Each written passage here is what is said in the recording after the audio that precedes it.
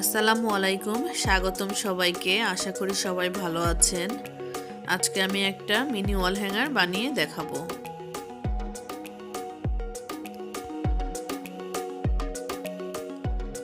আমি 3টা সুতা দিয়ে ডায়মন্ড প্যাটার্নের ওয়াল হ্যাঙ্গারটা বানাবো।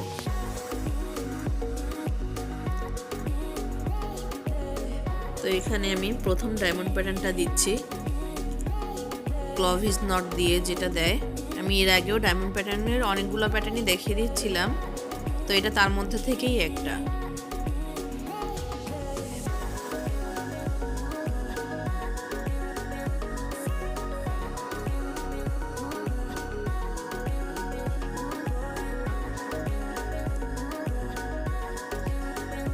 মাঝের সুতা দিয়ে একটা স্কোয়ার নট করব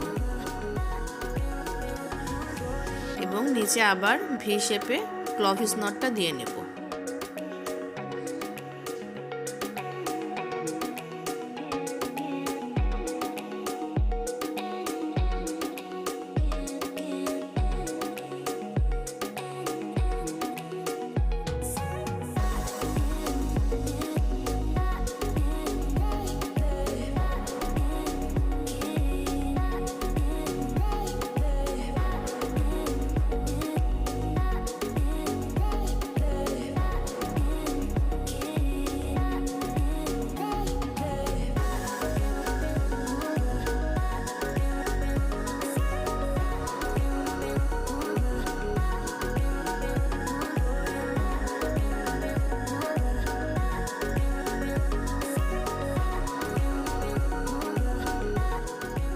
একইভাবে আমি নিচে আরও 3টা ডায়মন্ড প্যাটার্ন দিব।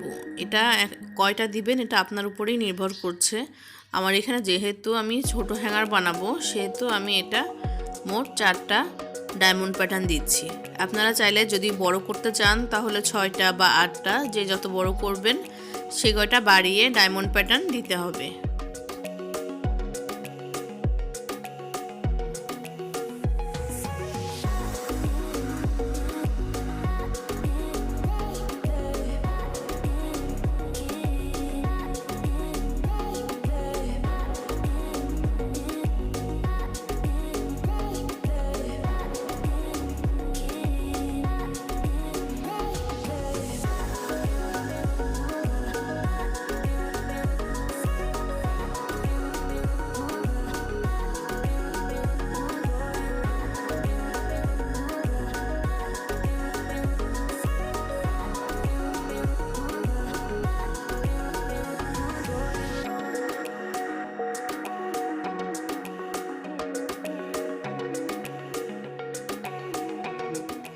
এভাবেই আমি মোট 4টা ডায়মন্ড প্যাটার্ন দিব। এখান থেকে দেখব যে কতটুকু লাগে, কয়টা হলে হবে। তো আমার এখানে 4টা হলে হয়ে যাবে। তো দেখুন 4টা বানানো হয়ে গিয়েছে। এবার এক সাইডে সরিয়ে নেব এবং অন্য সাইডে জোড়া লাগাবো। তো প্রথম 3টা সুতা দিয়ে আমি জোড়াটা লাগাচ্ছি।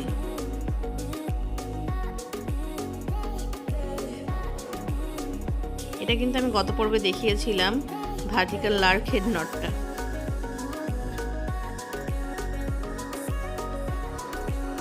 তো এইভাবেই 3টে সুতা লাগিয়ে নিতে হবে এবং বাকি যে 3টে সুতা থাকবে এই 3টে সুতা পিছনের দিকে গিট দিয়ে দিতে হবে।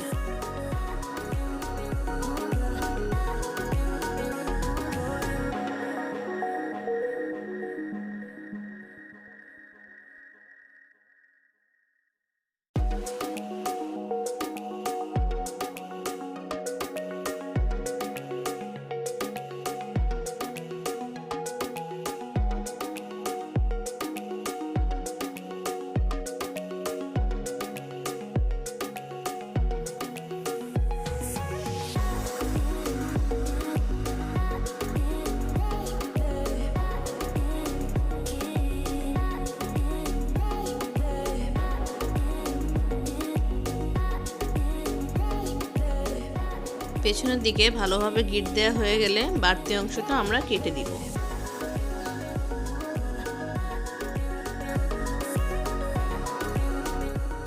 এবার আমি আলাদাভাবে একই মাপের 6টা সুতা নিয়ে নিয়েছি। নিচে যে দেখতে পাচ্ছেন 3টা ফাঁকা অংশ, এই 3টাতে দিব। তো এখানে আপনার যে কটা ধরবে, 2টা করে ধরুক, একটা ইসে আপনার 2টা ধরুক বা 4টা ধরুক, এটা আপনি বুঝেই দেবেন। আমার প্রথমে মনে হয়েছিল 2টা ধরবে, পরে মনে হলো যে আরও একটা মানে দেয়া যাবে, তখন আমি পরে আরেকটা দিয়ে নিয়েছিলাম।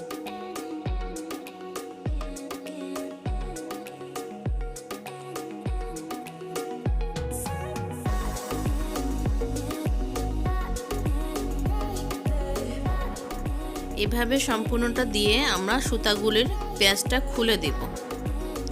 এখন প্যাচটা খুলে দিয়ে চাইলে আপনার চিরুনি দিয়ে আঁচড়েও দিতে পারেন যাতে সমান হয়, আবার এরকম খোলাই রাখতে পারেন। আমি এমন খোলাই রাখবো, এটাকে আর আঁচড়ে দিব না। আমার কাছে খোলাটাই ভালো লাগে, কার্লি ভাবটা থাকে এটাতে, খুব ভালো লাগে আমার কাছে। এভাবেই সম্পূর্ণটা গেঁথে দিয়ে খুলে দিতে হবে। তো দেখুন খোলার পর কেমন লাগছে। হয়ে গেল আমাদের ওয়াল হ্যাঙ্গারটা। সবার কোথাও বুঝতে সমস্যা হলে অবশ্যই কমেন্ট করে জানাবেন, এবং এতক্ষণ আমার সাথে থাকার জন্য সবাইকে অসংখ্য ধন্যবাদ। জাযাকাল্লাহু খৈরান।